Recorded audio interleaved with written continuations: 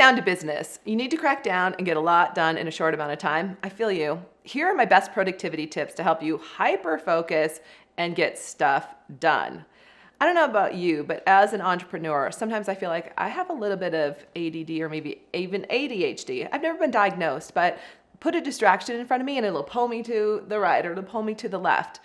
And so I get it. And I don't think we're alone in that. I think most entrepreneurs have some level of shiny object syndrome or squirrel, right? So it can be difficult and it can be really challenging to get those things done that move your business forward.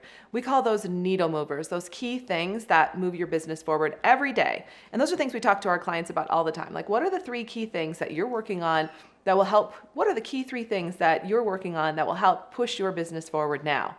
And so as I share these tips, kind of listen in, like which ones really resonate with you. They might not all, but maybe a few of them. Like if you could just take 2 tips with you that could really help with your day-to-day productivity. So first and foremost, I'm a big believer in getting into the right mindset. And that could be through whatever your morning routine is. For me, going to the gym is important. And let's be clear, I don't do a hard workout at all. That's not me. You're not going to see me in a HIIT class. You're going to see me walking on the treadmill, not even really fast, but maybe up a little bit of an incline. And then I might do a few light weights. Like if it's a 30-minute workout, I'm good. What it's more about for me is being on a treadmill, listening to maybe some great music or even a podcast, just to shift the mindset so I'm feeling great, right? Because when you're feeling great, you're going to be more productive. So for you, it could be exercise, could be music, could be podcasts. Maybe for you, it's meditation. Maybe it's prayer. Whatever it is that gets you connected and centered in the morning is a great place to start your day. And I also hear some of you, I get it. Like for those of you who have kids, like you're like, I'm so busy. The morning routine starts. So it can be challenging to carve out that time, but maybe it's getting up a few minutes earlier. Even if it's just 10 minutes to get your mindset right, it'll make a big difference in your day. Second, this was taught to me years ago. To me, this is kind of a high tip secret because when I share it, even with high, like growth mindset, high achievers, they're always like, oh, I kind of do that. So one of my friends, Janae Ron, she's a productivity expert, and she shared this with me years ago. She said, make a clear task list of what you need to get done. Now, of course, that sounds super obvious. We're supposed to do that. But do we really do it? And do we do it effectively? And so I'd invite you to write down the key needle movers on your list every day, those needle movers that will really move your business forward. And I would take a look at that list and then ask yourself, which one of these are the most important for me to get done today? And then which ones can maybe wait until later in the week? And then which ones do I really need to delegate that aren't in my zone of genius? In my own company, when I work with my admin team, we have a list. We have this ongoing list that we keep. And so I can quickly get things out of my head and add them to the list. Now, my team might not know what to do with them in that moment, but they will when we have a meeting and I can go over them. Getting them out of your head, knowing they're not your best use of time, is really important. So having a place to put them, a different list, will help you a lot. And here's the secret. Just by putting your tasks on a list, you're already 25% more productive. That's pretty impressive. And then when you actually focus on the needle movers, those things that move your company forward, you're going to have incredible momentum. My third tip, and this is one that I've heard from different people over the years, and sometimes I forget to use it. And then when I use it, it's like I hyper focus what I can get done. So set a timer. Sounds obvious, like maybe you've heard that before. What I like to do though is only give myself 10 minutes. And so the challenge is, how much can I get done in 10 minutes? And often it's because I have a short window of time to get a whole bunch of things done. But I find that the less time I give myself, the faster I get things done. The truth is, tasks take as much time as we give them.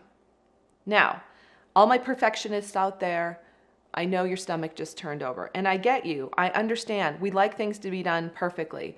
But when you have your business, like you got your own business, you got to let that go. You have to be in the mindset of done is better than perfect. And I'm not saying like it doesn't look good or it's not great. Done is better than perfect so that you can move on to the next thing. One of my favorite authors, Dan Sullivan, he talks about getting it done to 80%. I love that. Sometimes I tell my clients, like, get something done to 50%, send it to me and I'll give you feedback, because that gives them momentum. So just setting a timer will help you get things done a lot faster. Fourth, this one's like hard for those of us who sometimes have a hard time focusing, but eliminate all distractions. And I'm laughing because in this world, like your phone is such a distraction, right? It's like the things are going we could just, the energy of the phone just pulls you, or the energy of like the feeling of your Outlook or your email just pulls you. And I get that. It's so important though to find space to really eliminate the extra distractions around you. My office has things in it, but they're not things that distract me. So I'm really careful about what I put around in my office that's going to pull my attention. Like I don't have a TV, there's no big screen. It's just things that motivate me, but don't pull my attention. Even my books are there. I have a lot of books, but they're behind a door. So I have to actually open the door to see them. Otherwise I would just be like, oh, I'd be looking at those. That would pull me. The other thing is sometimes you have to leave the office. I can tell you that I've written 5 nonfiction books, a 6th that I was an author inside of. I've also written a fiction. You really have to dig to find it though. I've written a fiction book, and I've also written a children's book, which isn't out in the world yet. So I've written a lot of books, and what I've learned over the years is that total and complete focus is critical to be able to get a book done. And if you've written a book, you know what I'm talking about, or even maybe you've written blog articles or other things. One of the things that really helps me is and this might just be me, but if I can go to a coffee shop and put headphones in and only be working on one project, that can be really, really powerful as well. And so that's how I've written all my books. You'll find me in the corner of a local coffee shop, headphones in. Sometimes I'm listening to music. Sometimes, and this might be, some people might say this is your ADD. Sometimes I'm listening to a podcast. I'm listening to something else. And that actually helps me focus on my own writing, which sounds confusing because that's a distraction, but you have to know how your brain works and which tools will work best for you. And sometimes it's just, music playing in the background that helps me focus as well. Number 5, here's my 5th tip for you, is to create a reward or a punishment for yourself. One of the things I've learned as a certified NLP coach is the power of understanding if you're a toward person or away from person. A toward person likes rewards. I'm a toward person, meaning I'll set a goal for myself, and at the end of the goal, I want a reward. Other people might be more like a punishment. And this is an example of one that I heard someone do one time. Like they gave themselves a window of time to complete a project. And if they didn't complete the project in that window of time, they were going to have to send a check to the political party that was not of their liking, right? The opposite political party for them. So that was their punishment. And man, did they get that project done fast. I'm not saying that's going to work for you, but that's an example of what that could be, a reward or a punishment. Since you're still hanging out with me, I do have a pro tip for you today. And this is something that we love doing with our clients because it can really change how fast they grow their business and how fast they get back to enjoying their life. And that is to create an intentional schedule. In my book, Selling with Intention, I wrote about the idea of creating a powerful intentional schedule that it's basically a container that allows you to achieve all the things that you need to achieve or check off the list during the week.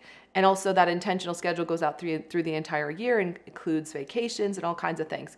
Well, for the purposes of this, an intentional schedule is one where you block your week out, right? And you could do it for the rest of the year. But maybe you don't really want to work Fridays anymore. I get it. A lot of our clients are on a 3 or 4 day work week. Maybe you don't want to work Mondays. Maybe it's just Tuesday, Wednesday, Thursday. So you X out your Monday and Friday, and then you build a very intentional schedule, Tuesday, Wednesday, and Thursday, that ensures that, you get all your work done, you're able to meet with your clients or whatever you need to do, like all the things happen in that time.